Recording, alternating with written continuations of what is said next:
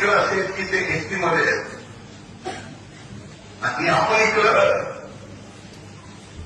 विजयी मध्ये आहेत. आता ही दुर्दैवाची गोष्ट आहे. पण आता गॅजेट निघाल्यामुळे चर्चा या ठिकाणी निघाली. जर त्या हैदराबादच्या गॅजेटमध्ये इतर कोणाला आरक्षणाचा फायदा मिळत असेल तर आम्हाला सुद्धा त्या हैदराबादच्या गॅजेट प्रमाणे एसटीचा फायदा मिळाला पाहिजे.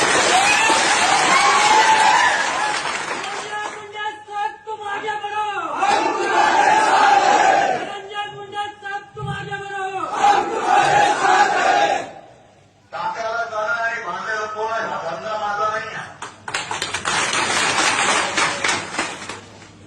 इतरांना जर त्या गॅजेटचा फायदा होत असेल, त्या गॅजेटमध्ये एखाद्या शब्दाचा फायदा आरक्षणासाठी होत असेल तर तो आम्हाला सुद्धा झाला पाहिजे.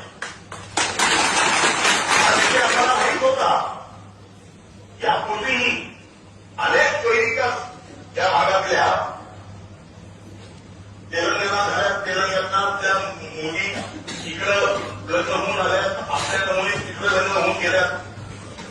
पण असताना सुद्धा त्यावेळेस विषय यामुळे चालला नाही कारण आपलं 2% बरं चाललं होतं.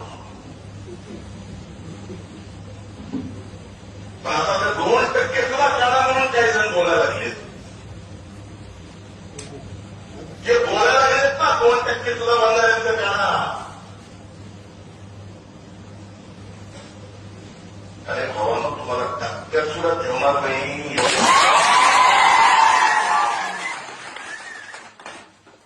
म्हणून माझी विनंती आहे सरकार आपल्या सोबत आहे. सरकार आपलं नुकसान करणार नाही. सरकारवर विश्वास ठेवा.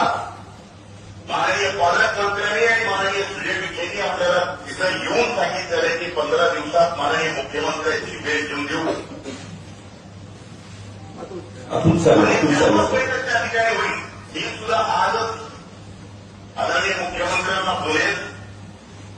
आपल्या समाजाच्या या मागण्या संदर्भात वेळ मागेल आणि त्या वेळ मागणार नाही तर त्या बैठकीमध्ये